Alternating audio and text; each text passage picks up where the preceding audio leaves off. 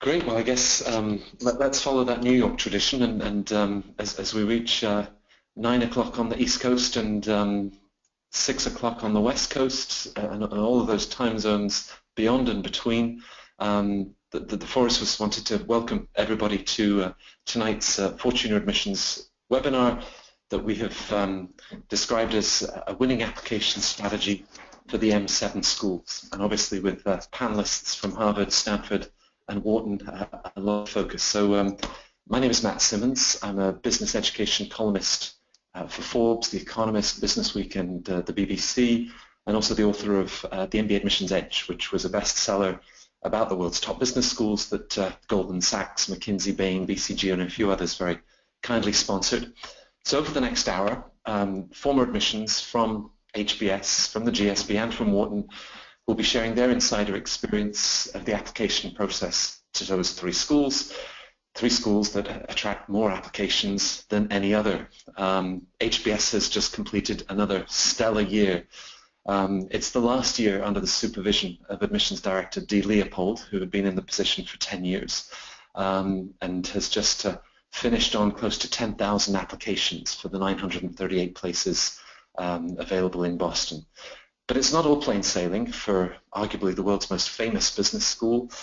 Over on the West Coast, Derek Bolton and his team in Palo Alto continue to attract a generation of entrepreneurs, mavericks, disruptors, all intent on exploring everything that the Bay Area has to offer. Back in Philadelphia, the Wharton School continues a transformation, I think, in a post-Lehman Brothers world.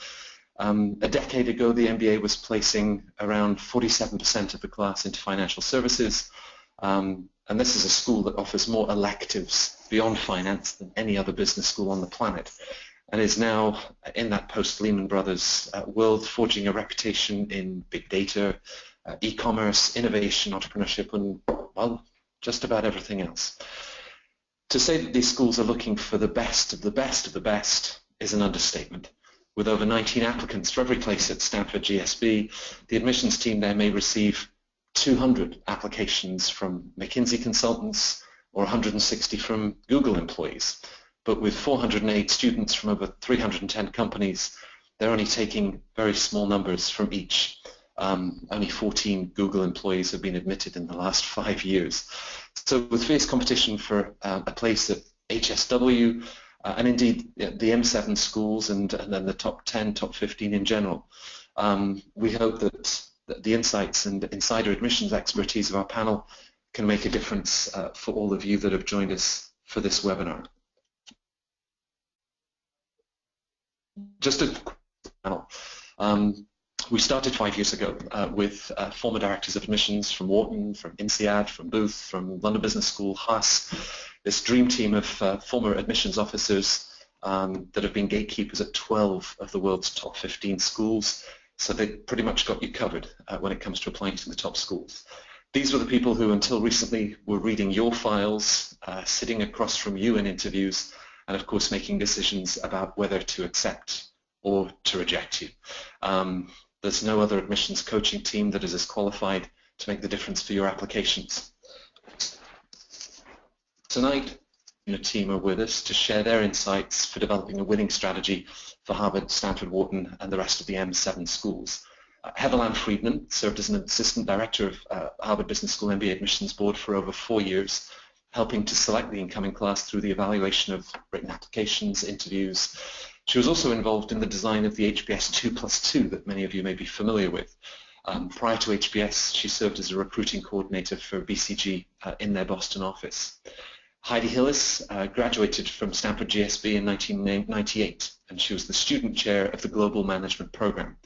For several years, she served as an alumni interviewer for Stanford and loves helping clients to find their unique and powerful story to help them stand out in certainly a very competitive admissions process. In her 24-year career, Heidi has held senior roles with nonprofits in Russia, McKinsey in London, and now a major South American telecoms company. Judith Silverman Hodara served as a core member of the admissions committee at UPenn for about 2 decades, most recently serving as director of the Wharton School's MBA program. While at Wharton, Judith helped to shape the incoming Wharton classes from a competitive applicant pool from the world's best and brightest, reviewing thousands, literally thousands of applications during her tenure, and always coming up with a smile and meeting prospective new students. As we look at the agenda, as we approach a new admissions season, what are the top schools looking for? We'll also be discussing how you as candidates can stand out in the applicant pool, timing, round 1 versus round 2, applying this year versus waiting another year. And of course, some of the common mistakes that our experienced admissions staff have seen in their time working at these top schools. We'll also take a look at an MBA roadmap and then finish with a Q&A. Just a few house rules for the webinar. If I can ask all of those attending to mute your computers or your smartphones, however you're joining us, just to ensure the best sound quality. And if you can't hear us or having any sound issues, we suggest either trying to dial in again or using a headset. There's a phone number that you can actually use to join us. You can send our colleague Melissa any direct notes rather than sending to all of us, and she'll try to assist you.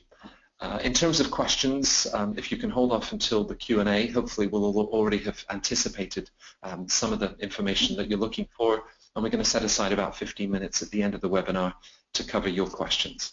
And finally, if you have to sign off early, we're going to record the whole session, and you'll be able to find the full version on the fortunaadmissions.com website. So, as we look at the 2016-17 MBA admissions cycle, Harvard and Stanford have already announced their deadlines and application requirements.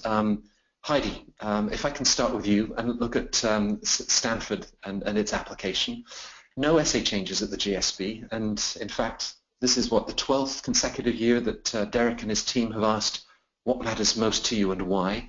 Now, why does Stanford Admissions like that question so much? Thanks, Matt. Well, I think that the view is that if it isn't broke, don't fix it. They've been using this essay question for many years, and obviously they love it. It really helps to get at the heart of what they're looking for in the Stanford applications.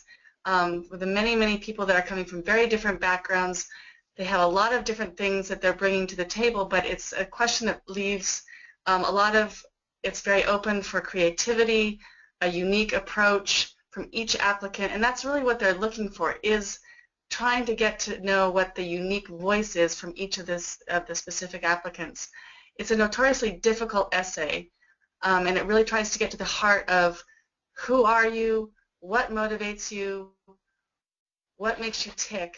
There's no right answer, there's no magic formula. People always say, well, how do I approach this? It's different for each person, and I think that that's the way that everybody should be looking at it, is what is my unique message that I want to get to the admissions officers at the GSB, and what is the voice that I want to tell that. The challenge is to find that voice and not to fall into cliches, which I think is the tendency in this essay, because it's a big theme, what means the most to me and why. You can really easily fall into some big cliches of I want to change the world, or I want to make everything a better place. So you really have to try to dig deep without falling into those kinds of traps. What they're not looking for is a sales pitch and kind of a list of your accomplishments. And I think that's another trap that people fall into with this essay, is trying to just tout their accomplishments and say how great they are, when what the GSB people are looking for is actually trying to understand a little bit more about what is it that motivates you, not the what, but the why. What is it behind your motivations, what you've done, why have you done what you've done? And so I think when we're working on that essay with clients, we're always trying to get a little bit deeper into the next level of what is it that made you do these, whatever it was in your career. We're looking for a lot of self-awareness. And indeed, some of the more powerful essays that I've seen actually talk, instead of about accomplishments, more about failures and how you've overcome a failure or overcome a difficult situation. So I think one other mistake that people tend to make is they try to overthink this essay and try to think, what is it that they want to hear? And I think that's absolutely the wrong approach.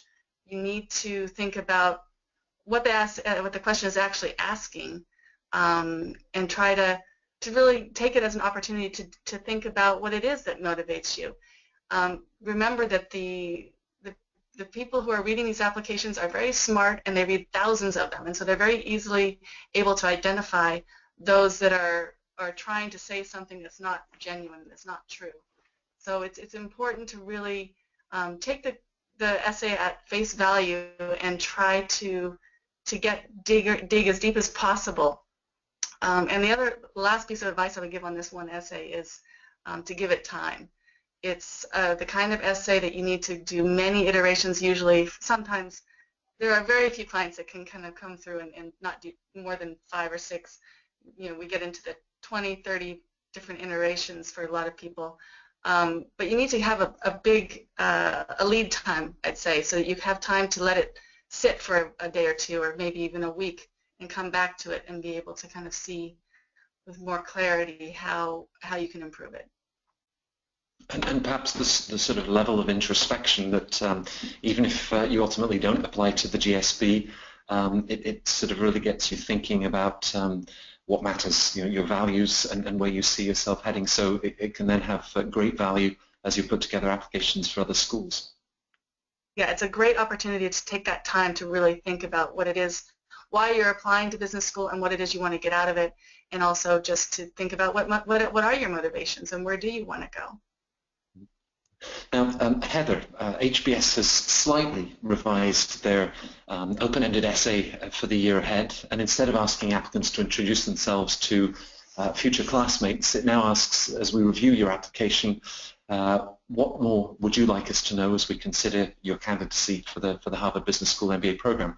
Now, from your 4 years in the HBS admissions office, what might the school be looking to know beyond the details that are in your resume and in your recommendations? Thanks, Matt. Good question. So, I think that this question has just changed slightly. It's not all that different, but many people read into it and say, well, why did they change it and what more are they looking for? From my experience and reading many applications, I think that what they're looking for is to really get to know you better. I know that's sort of a blanket statement, but as you pointed out, they do not want you to rehash what is in your CV or your resume. They have read that, and as Heidi pointed out, this is a team of very expert readers, very intelligent people. They know how to read a resume. They also know how to go through your online application and really gain more insight into what you've done there. So they're asking you to go beyond, paint the picture, tell the story, become three-dimensional, jump off the page. I always said that I wanted to close your file and want to open it right back up again because it was so interesting. It was different. It intrigued me. And I think, as many of my former colleagues would probably tell you, they want to remember you. They want to be able to talk about you in a committee and say, this person who did X, Y, Z, and it's easy to remember that because you made that a story. I think it's so important to be yourself, and as Heidi pointed out, I'm sure we'll all speak to this evening, a lot of people try to fit themselves into a box. What are they looking for? What do they want? When really what you should be asking yourself is, what do I want? Why am I applying? Visit the schools if you can. Talk to alumni if you can't get on campus. Get a feel for what the school is about and why you want to be there. Can you picture yourself in the classroom? Can you picture yourself participating in the community? HBS is all about fit. You'll probably hear this time and time again, and are you a good fit for them? Are they a good fit for you?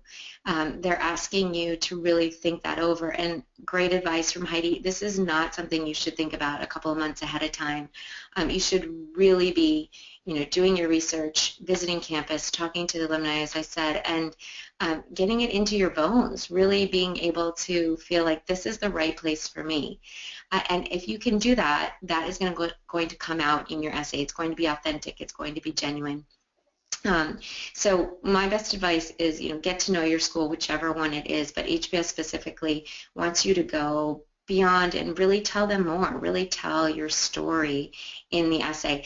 I think it's a bit tricky because there is no word limit, so my other piece of advice is don't go, don't give us 5 pages by any means. You really need to, again, think through the process and think about what's your theme, what is unique to you, and tell that story eloquently and somewhat concisely. We will ask you more questions. They will ask you more questions if you should get to the interview process.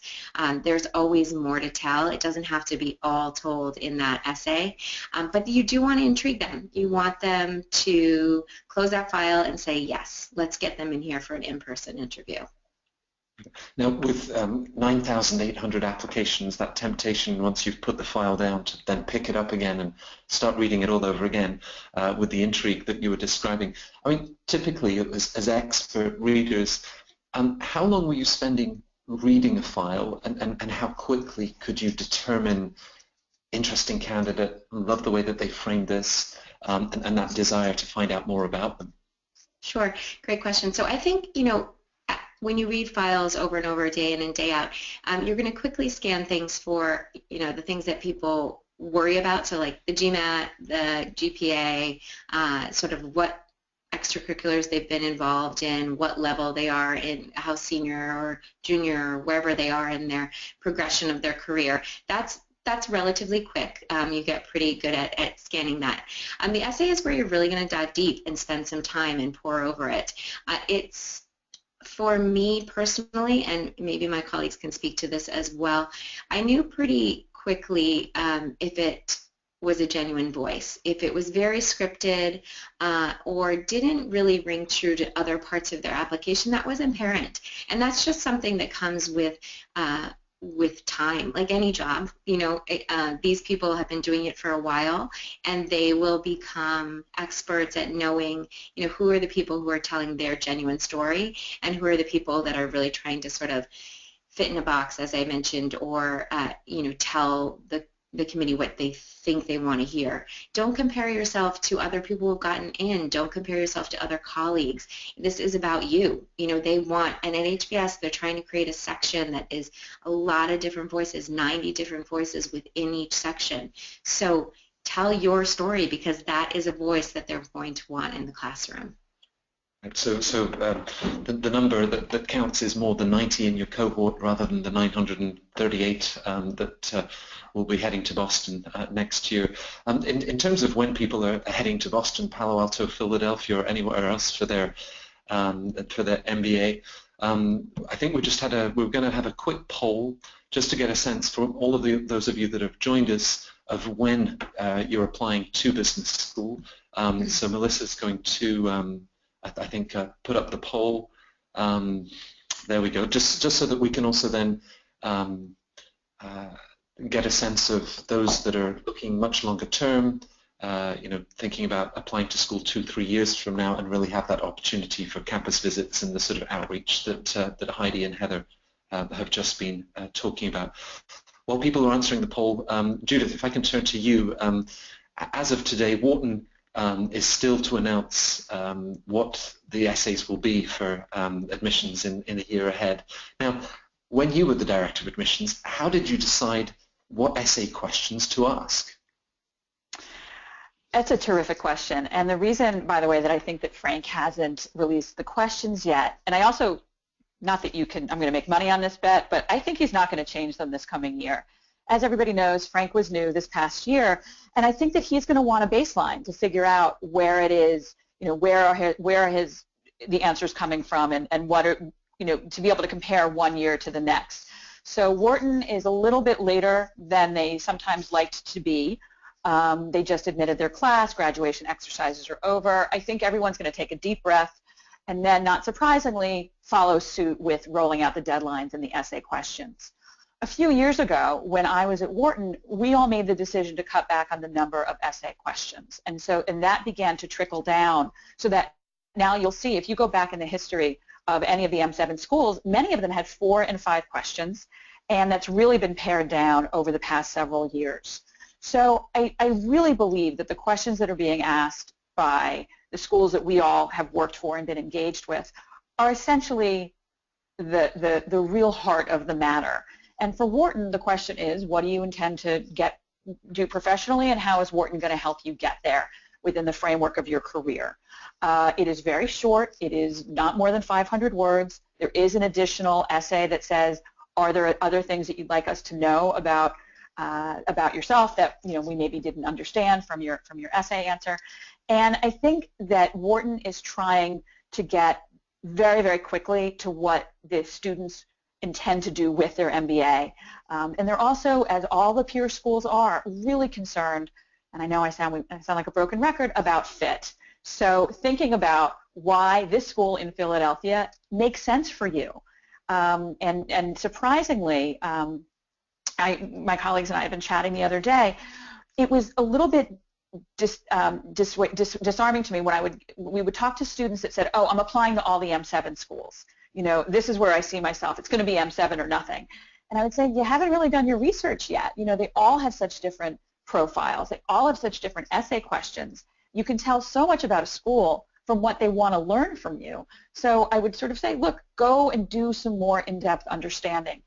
See what they're looking to understand, and to try to wrest from the school and its culture how it is that you saw yourself there. So without a doubt, in that essay question and how we developed those essay questions over my tenure, which ran from, sort of probably a little bit more discursive to now, again, fairly to the point with 500 words, keeping in mind, as Heather had said, a plea for brevity, because admissions officers and directors are reading many, many files a day, and more words does not necessarily earn you more points. So I'm, again, guessing that Wharton will be rolling out their questions in a very short while, but also hedging my bets that the questions are not going to be changing this coming year.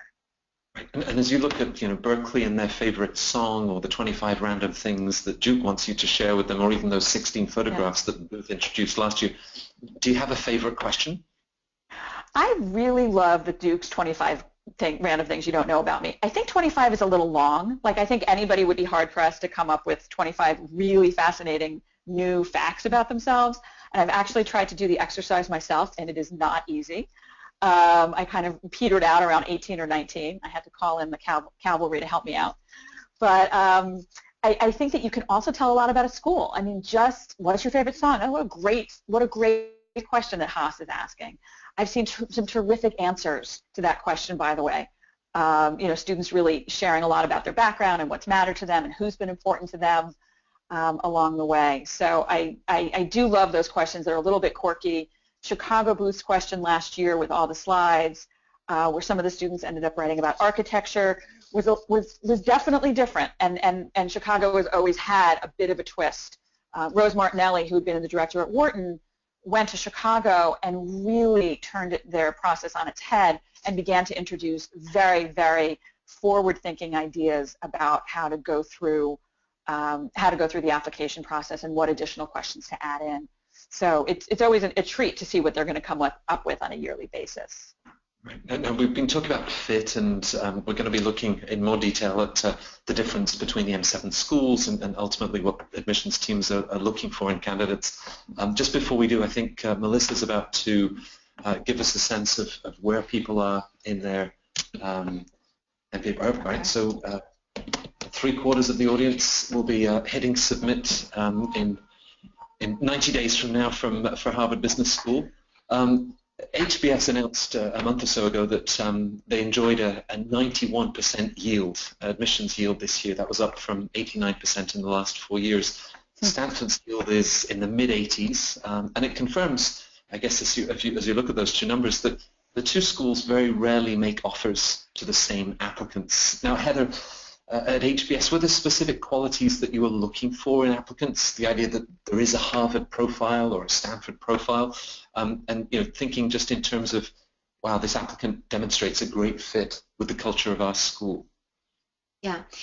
So to be honest, I think there's not just sort of one profile that fits, and I think it is true that actually Harvard and Stanford often in the final days are competing over a few students and are always sad to lose them one way or another. But there tends to be a group of people, for whatever reason, that gravitate towards Harvard, whether that, it's about location, or it's about the alumni, or it's about the culture. HBS is a general management program. As I mentioned, it is broken down into sections of 90 students with an overall class of 900 students. They're really looking for people who, first and foremost, I think, demonstrate leadership. That is probably true on some level across most of these schools. But I think in terms of HBS, they're looking for it in a way that is somewhat nuanced. I think it's not necessarily leadership within your professional role. While that is very highly respected, I think that they're looking for those applicants who have sort of demonstrated in all aspects of their life and show a sort of confidence that is not over arrogant, but is sort of, based on their life experience. And in my experience reading applications, there was sort of a theme with applicants that they have been taking on these leadership roles throughout their lives. It hasn't just happened in the past 6 months or so. And that's really what what HBS is looking for, is demonstrating this sort of leadership role over time. My advice to all of you who are thinking about HBS or the other schools, but HBS in particular, is I don't think the board looked very highly upon applicants who sort of jumped into 5 or 6 extracurricular activities half-heartedly about 6 months ahead of their application. And going back to what my colleagues have said, thinking through the process and really putting your heart and soul into sort of why you want to apply, which means going back and thinking about, so what am I all about? Not just gravitating towards sort of random leadership roles in many different areas, but what have you always done? What is driving you? And really digging deep into those areas. You don't necessarily have to be the person who's involved in 10 or 12 different things, but having a passion and really dedication to maybe even 1 or 2 things, whether it's professionally or personally, really resonates, I think, with the committee. And again, I can't say enough about having that idea of HBS being the right school for you and in it being the right school for them. I think it's about, they're looking for people who can be both teachers and learners. So we're not looking for, the committee is not looking for people who are just going to what can I get from this HBS experience, but sort of, what can I give? How can I offer my experience to my classmates, my future colleagues? And I think finally, really trying to tease out who will be an ambassador for many years to come. So HBS is looking for those people who are natural leaders, and that goes without saying that once they leave the school, they're not just getting the stamp. They are, taking this experience with them. And I can't tell you how impressed I was with, I traveled all over the world. The second half of my time at HBS was spent working out of London and covering Europe and parts of Asia.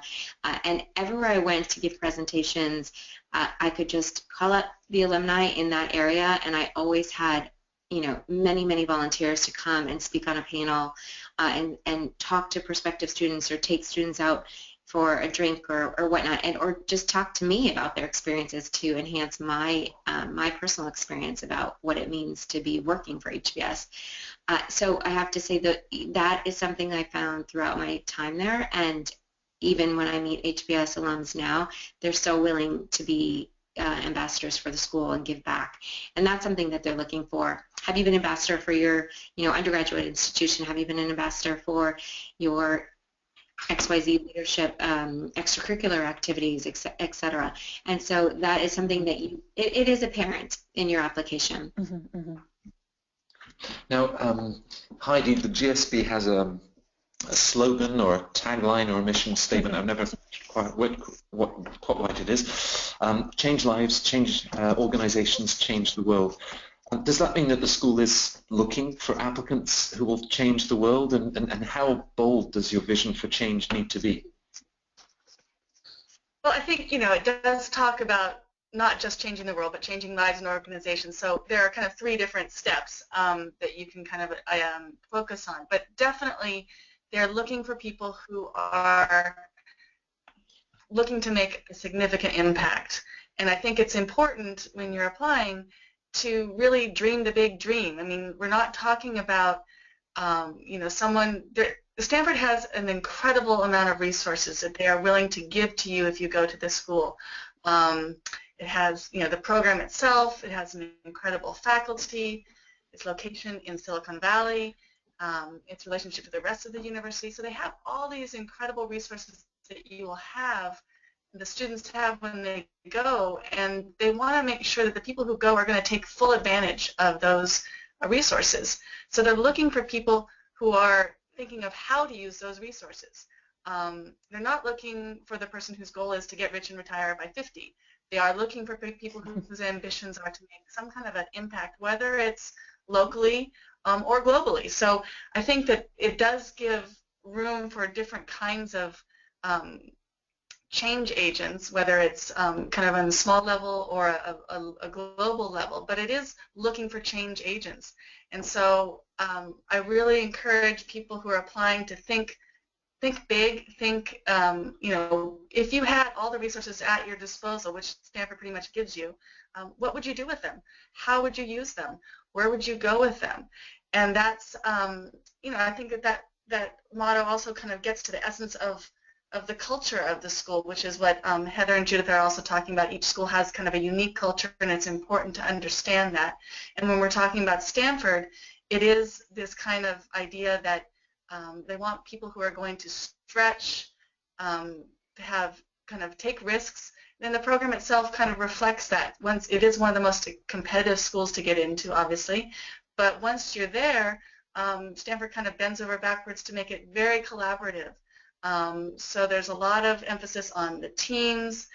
There's a lot of emphasis on collaboration and cooperation, and that's reflected in the fact that they don't publish grades. They want people to take risks and take classes that might be out of their comfort zone.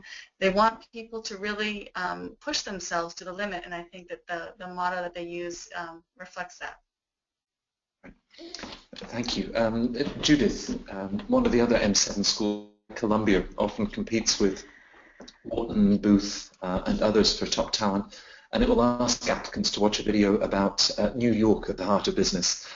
It seems to be part marketing in terms of New York, mattering more than Philly or Chicago or Boston, but also part admissions and showing how or why New York matters to you for your MBA experience. So, are the M7 schools looking for very, very different things in applicants, from Kellogg through Booth through Harvard, Stanford, and Wharton?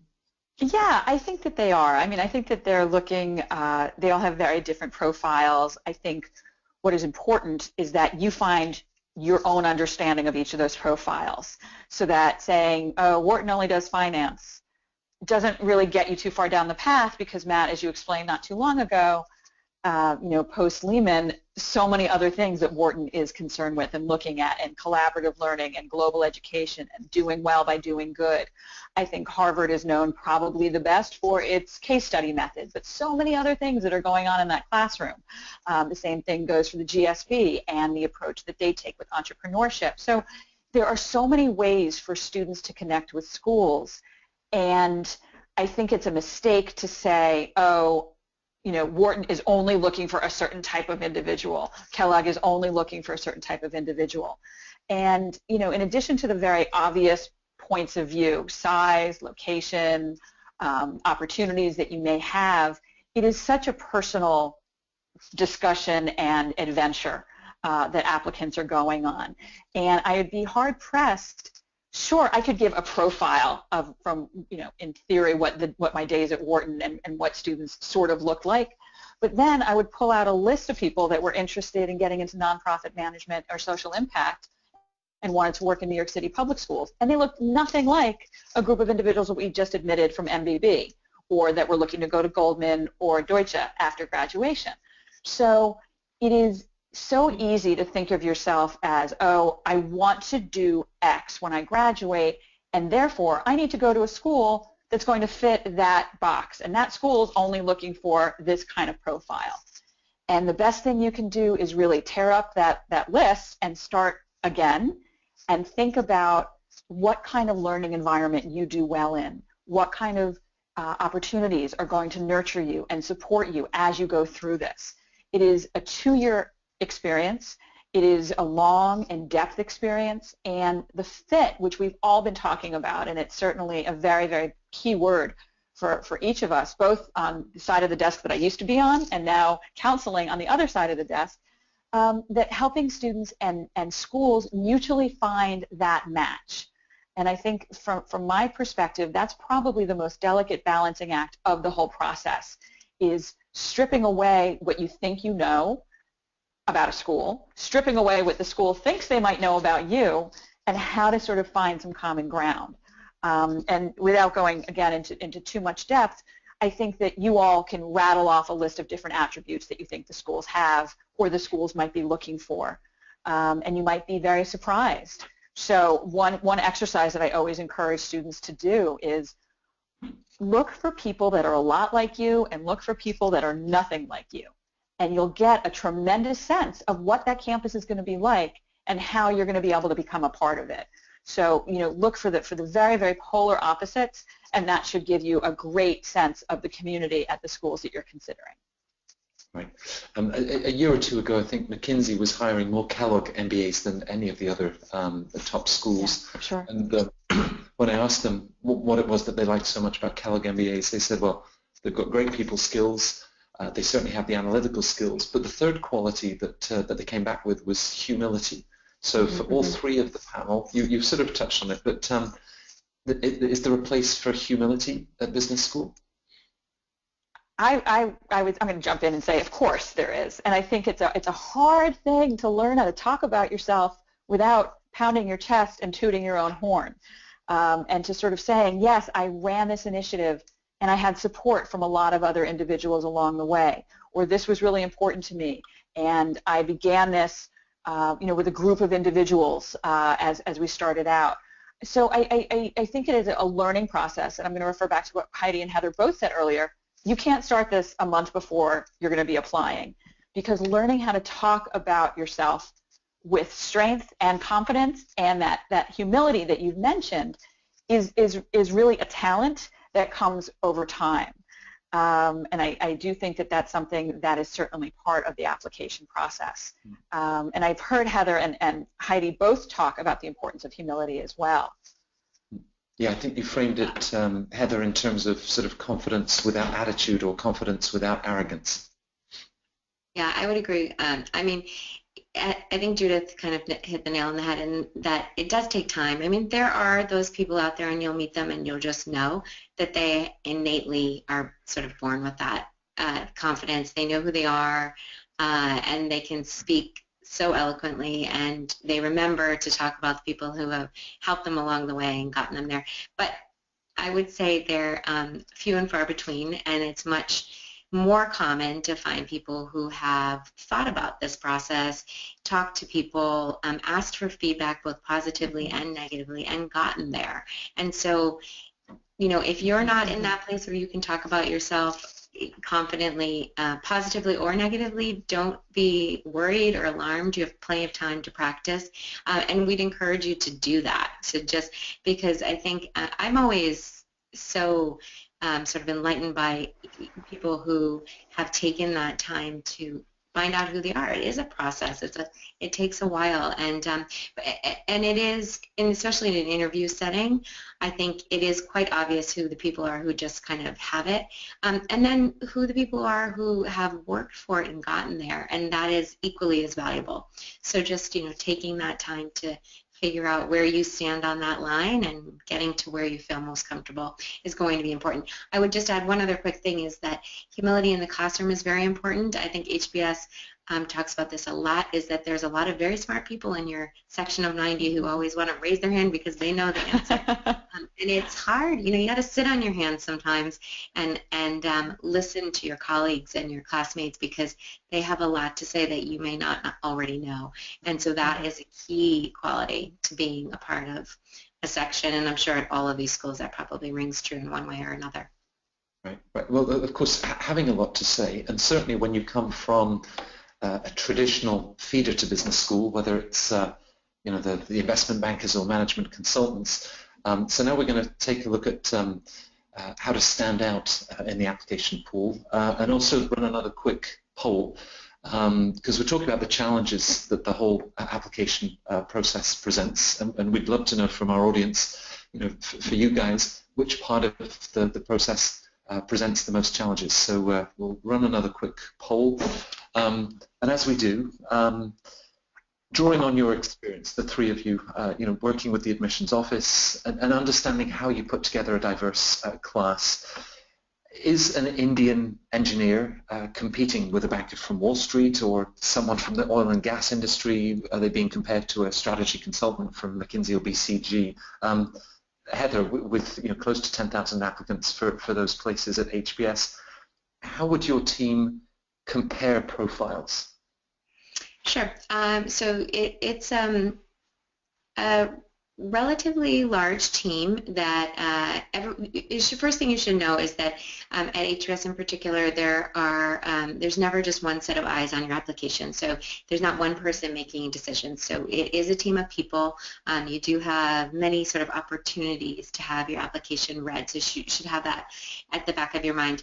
Having said that, I would say, you know, the application process is broken down into sort of pools, and so yes, typically the consultants will go in sort of one pool, the bankers, and then sort of maybe healthcare, maybe education or nonprofit, maybe perhaps military. Sometimes they're grouped in larger pools to start and then broken down.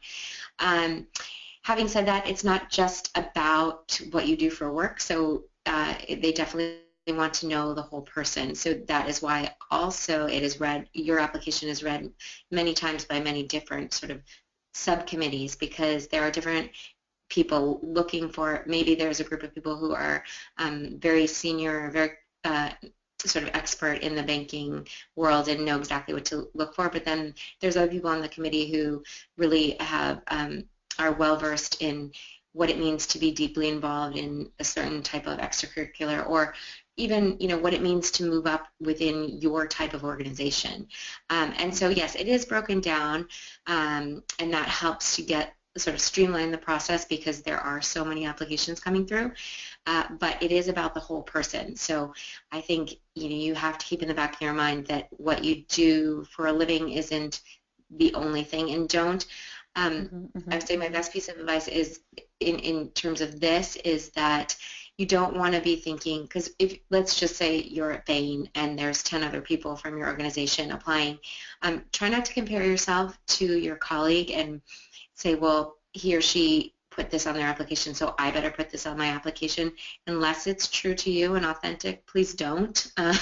They're looking for ways to distinguish you from one another, and so, and also don't make up things that aren't true. Again, these are experts. They have read thousands of applications and will be able to kind of identify whether you're being honest or not.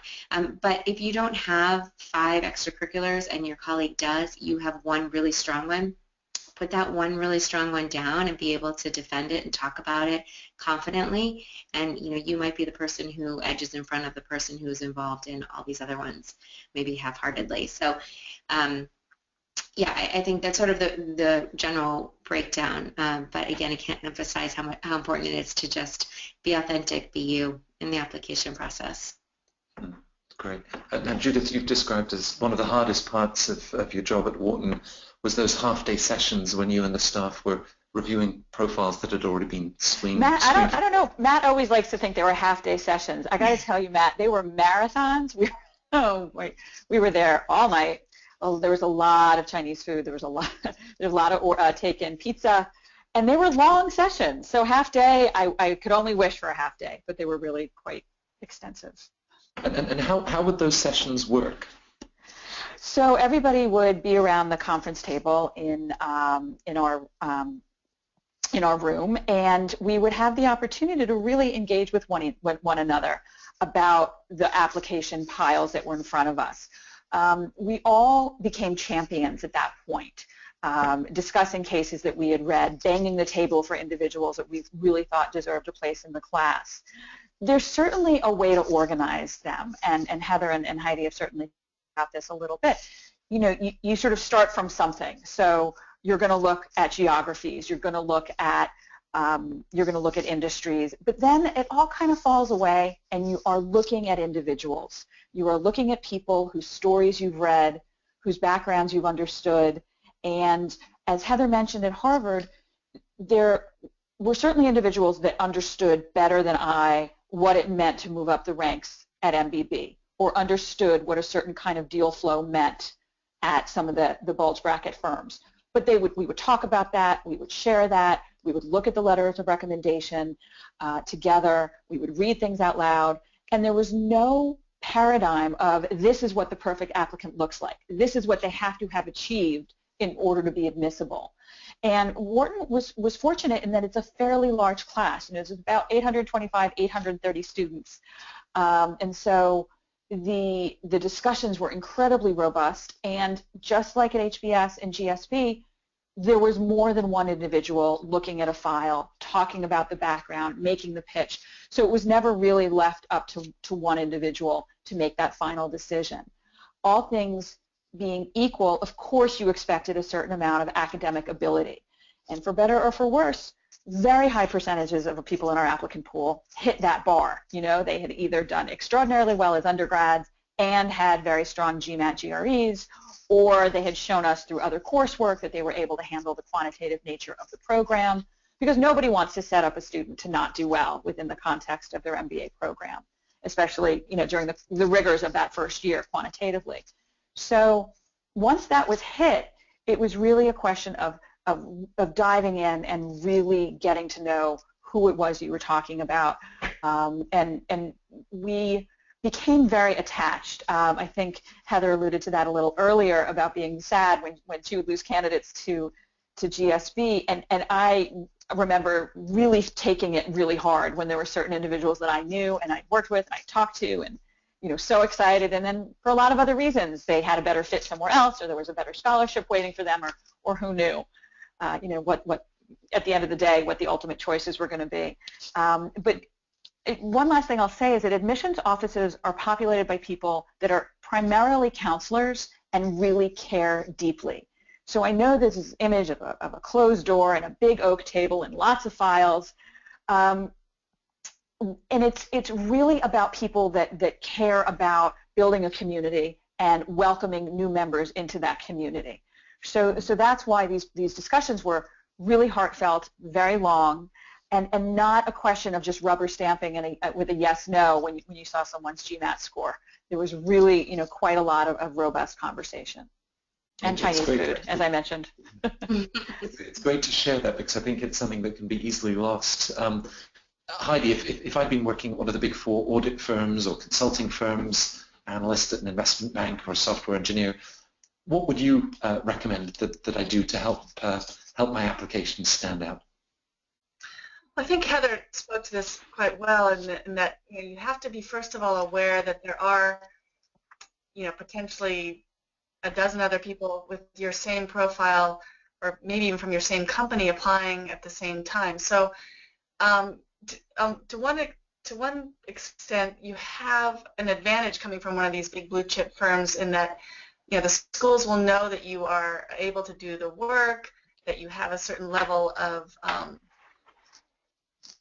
intellectual ability to be able to kind of participate, but the disadvantage is that you have to be able to stand out against your peers. And so really it is finding that voice, that passion, that story that sets you apart, and often that can be found in something outside of your work experience. So maybe looking at a story from your past, a failure that you've overcome, where you've come from, an extracurricular activity that you've participated in, something that you've done that's just a bit out of the ordinary, that's different from what the rest of your peers are going to be presenting. And so, you know, you have to understand that most of the work experience will be very similar, and you have to show competence in that area, but look for something that's a bit different about you, a bit quirky maybe, you know, maybe you're a part-time DJ, or you like river rafting, or you spend a lot of time volunteering at the local animal shelter. One of those things might set you apart from your peers. So I think it's really trying to find that specific part of your story that's a little bit different. Right. Now, HBS often goes first in the calendar, and in setting a date of September 7th. That's what, 90 days from now. But Judith, just briefly, as we look at sort of round one versus round two, and any pointers as you know, individuals look at the outreach to the schools, the extracurriculars that they've been doing, remembering, of course, that Heather counsels not to suddenly load up on lots of volunteer work in the last 6 months before applying. It looks very transparent and calculated. And any thoughts just about round one and round two for these schools in particular? Sure. So the mantra always is apply when you're ready and you feel as if you're going to be able to put forth the best possible package to these three schools in particular. GSB, HBS, and Wharton are what's called round elastic or round agnostic, which means they really don't care when you show up in their rounds. I think the common wisdom is, oh, I have to get my first choice in round one. It is a long process, and you may not be ready come mid-September. And if you feel that taking the GMAT again, or having your promotion, or having an additional opportunity under your belt at work, or another 3 months leading a local soccer club, these things may in fact push you to round two. Or all of a sudden you find this summer the time that you thought you had disappeared because you got put on a big project. Without a doubt, going to round two is not a problem for these schools because they all leave room in their pools to see what's coming down the pike. There are some schools for whom round one, not surprisingly, is going to matter a little bit more. Those may be schools that are a little bit further down on the list, so bottom of the M7 and a little bit lower. And you may be finding that schools like Darden, schools like Michigan, Ross, schools like McCombs are going to want to see you in round one because you'll be showing them that you're really serious about going there. And they want to love you as much as you want to love them. So that is certainly a tactic to think about. In addition to preparing your real, your golden tickets, to quote Willy Wonka, in your round one applications with your big schools, you also should add in perhaps what's even a fourth choice school for you, because you do want to get that in and have them understand that you are serious about that institution. In fact, I would tell you to sort of balance your rounds a little bit if you think about it, and make room in your schedule if you can for getting in one of those third or fourth schools on your list in round one. Right, and just mindful of the clock. We've talked a lot about how best foot forward, but you must have seen some mistakes from applicants in your time at the schools. From all of those thousands of applications you've reviewed, Heather, do you have an example or two, just very brief examples of sort of mistakes to avoid? Yeah, I'll just be brief because I know we are mindful of time and wrapping up for everybody. I know it's late in some places around the world. So I would just say really obvious one, but maybe not so apparent, is just please read and reread your application. I did read too many applications that inserted Wharton or Kellogg or Stanford instead of Harvard. And since I was reading for Harvard, that was not a plus. So just make sure you do not copy and paste. A lot of people do think that they can reuse essays, and that maybe that's a case, but you really need to nuance it. It needs to be tweaked for school, as we've talked about here. So if nothing else, make sure that it doesn't have the wrong school. And then the other thing I would just go back to as sort of my final tidbit is be authentic. The lack of authenticity is often a big mistake, and as I had said, these are expert readers, so they will be able to tell if someone else has sort of written it for you, or it doesn't have your voice, it doesn't echo your resume or the other pieces of your application. So going back to what everybody said, just take the time you need to be authentic and be genuine. Right, great. And of course it's late for some and early for others in Asia.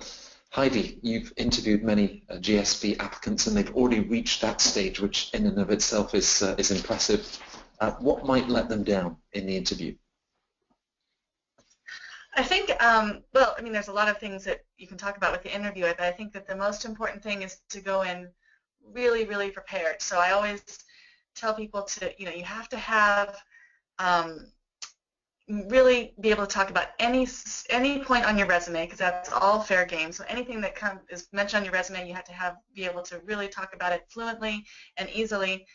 I often recommend people to think about, before they go into it, a few examples from their work experience that could be better to fit various different questions. So a really good leadership example, maybe a failure example, be able to talk about your industry and trends in your industry and about your specific company in detail.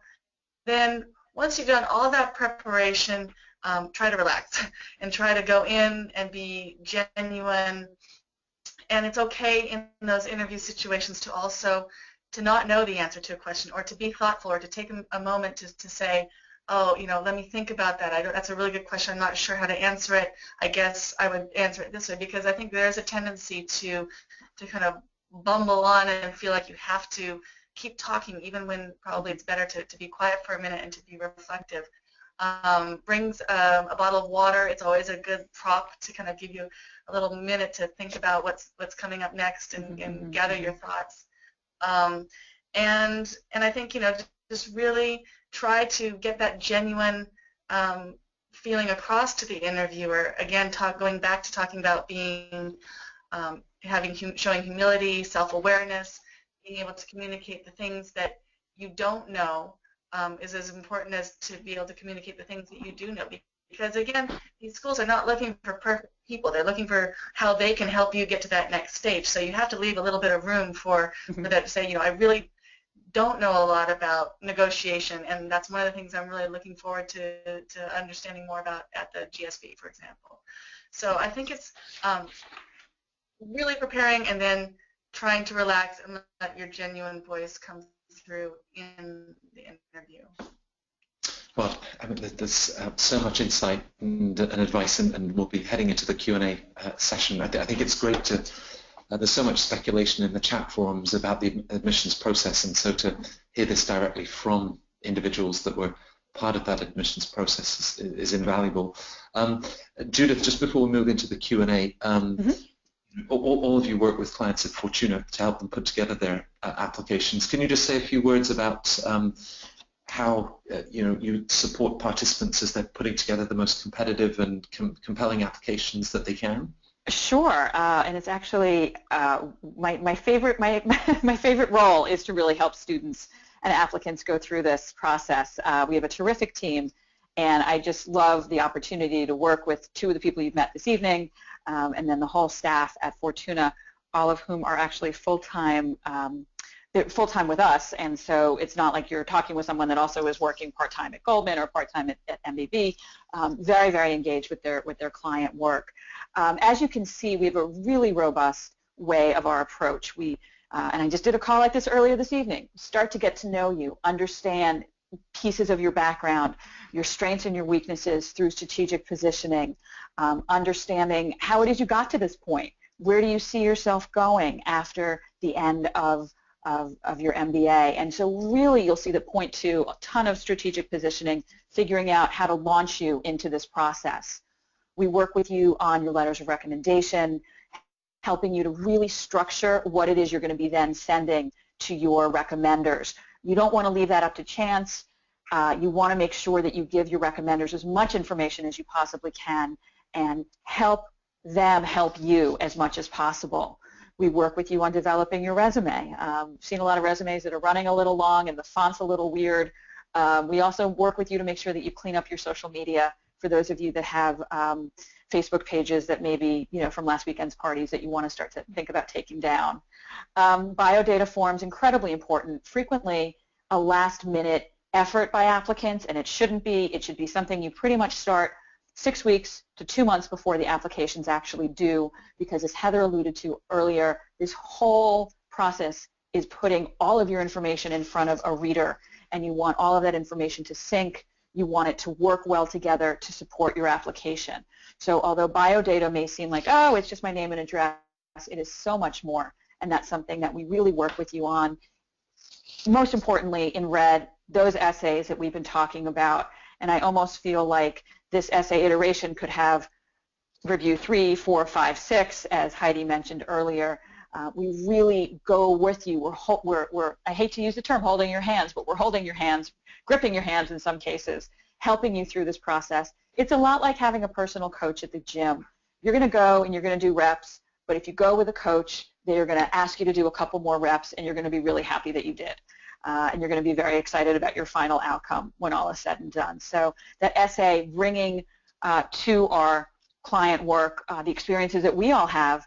I was at Wharton for almost a decade. I read, over 2,500 a year, sometimes closer to 3,000. So in my last 2 years, I actually saw everything that was in the pool. So lots and lots. We've generated a lot of experience from our team members.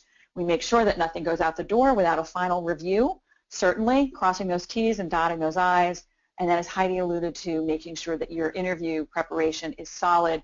Our most important goal is that you walk into that interview situation comfortable, confident, well-versed in what it is you're going to be talking about, that you have your examples, and that you're genuine, and that we don't want to script you, we don't want to over-rehearse you, but we want you to practice with us enough so that you're ready to go in and really make your mark in that half-hour or 45-minute conversation. And happily, we get to help students make some decisions along the way as well. So we do offer scholarship advice and decision support. And I know that Matt just weighed in today on someone who was juggling 2 different offers to figure out what the right next step was. And I have to just, in closing, say that this is such a joy for us. We do this with a great deal of intent, and it's something that I wake up every day and can't wait to dive into. So this roadmap is one that is really something that we developed over the past couple of years, and we think is pretty effective.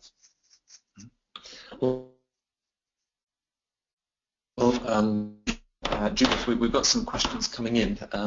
You're of course part of a big team at Fortuna that have worked at 12 of the top 15 schools. Just for everyone, when you had registered for this event, we promised that we're working with these guys or the rest of our colleagues across the top schools. The 10% discount that we promised for all registrants, but also beyond that, there's an extra $100 discount if you sign up for one of our packages for round 1 applications in the next between now and those September deadlines. So if you want the extra $100 discount, I think Melissa's going to share a link, and you can register for that in the next 30 minutes to get that additional discount, as well as the 10% off any of the courses and packages. I know that you guys have limited bandwidth, so would certainly encourage any of you that are interested in working with the team to quickly save your place.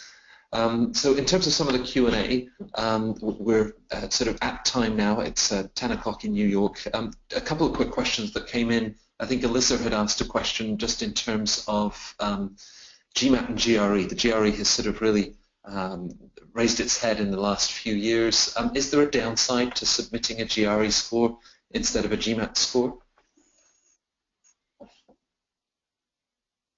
I would say not at all, and schools, all of them say that they accept it across the board and they look at them equally.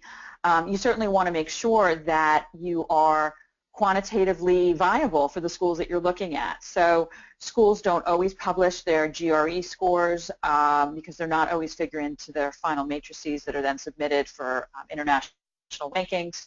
But certainly during my time at Wharton, we did look at the GRE scores, and we didn't look askance at the GRE scores. It just wasn't as favored perhaps as it is now, where those percentages are creeping up a little bit as well. One thing that I would add is that you want to make sure that if you're taking the GRE, that you also do have that quantitative coursework as an undergrad or additional classes outside of your current work experience to really show that you're going to be able to hit the ground running with quant and statistics and fin and stats when you get to your school of choice. So it's a little bit for the school, and it's also a little bit for your own preparation as well. Right, and of course with some of the eye-watering averages at the schools, Heather, was there a cutoff GMAT score at HBS? No, there really wasn't. I mean, we always said, we would review all applications. Obviously, each school is going to give, on their website will say sort of the average GRE, GMAT scores, as well as a sort of min and max. But I mean, as Judith said, and I think that you want to feel that you're prepared. So whether you decide to take the GRE or the GMAT, take the one that, you will do best on, and it doesn't have to be just one time. You can take both, but I do think with the GRE I would echo making sure that you have the analytics behind you before submitting. But no, there is no sort of cutoff, at least not at HBS. Right. Carol on the West Coast has asked, do candidates over 30 have a real chance to get into the M7 schools? Heidi, do you want to take that one? Well, I think anybody at any age really does have there is obviously the average age, but there are students from all ages. You have the recent undergrads, and you do have people. I remember at my class at Stanford there were people 35, 36 entering. So there certainly are people who do get in.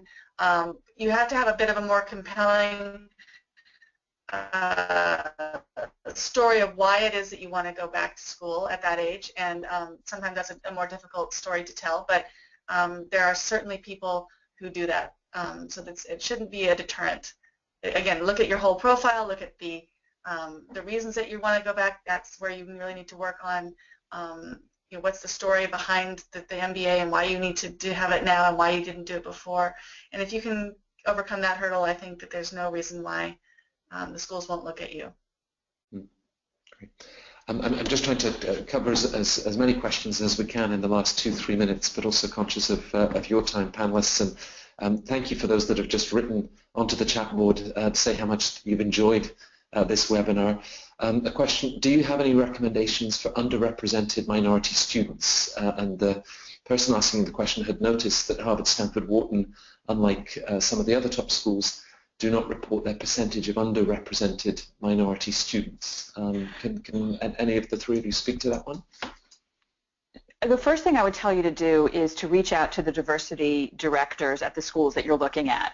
Most major schools, most M7 schools will have an office or an officer that really is concerned with underrepresented minority recruitment, and will be able to help you plug into that community so that when you're thinking about, is this going to be a good fit for me? What kind of opportunities are available?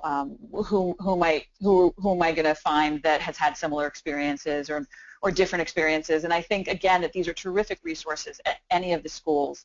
I can't speak exactly to your comment. I need to go and perhaps if you want to email me separately that question about not posting the underrepresented numbers, I need to do a little more research on that.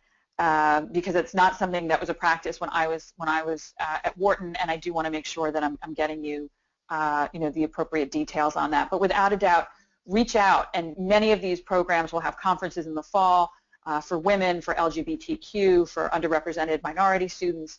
A wonderful way to connect with the school, learn more about the opportunities there, and connect with other students as well. Great. I would also just say, I would add that all the schools will have clubs, student clubs also that generally are for different types of interests and minorities. So you can often find information on the clubs on the websites and get in contact with some student representatives there, and they can give you more information. And I would also just say, in the application process, I mean, the schools are looking for to build a diverse student body. So they really are looking for people who have had a diverse backgrounds, and you can really that it can be a definite advantage if you have the grades and if you have the scores. Coming from a minority background can be very helpful. Now, I know that you've all written about the over 30s applying to business school, even women applying to business school, and some of the things that they want to bear in mind, or how those common profiles can stand out. So in the blog section of the Fortuna website, there are a tremendous number of articles and insights that you have shared, and I encourage everybody to check those out. And while you're on the site, do sign up for one of our free 30-minute consultation so that we can look at your own resumes and give you far more insight into your chances of admission and just organizing the entire process. I know that Melissa has sent through the link for the special offer for this webinar. I wanted to thank everybody that joined us from around the world, and of course particular thanks to the three of you for sharing so much of your experience at Harvard, Stanford and Wharton. I've learned a lot, and I hope that everybody enjoyed. If you do have additional questions, you can email us, and we look forward to hearing from everybody soon. So thanks to everybody for joining the webinar. Great.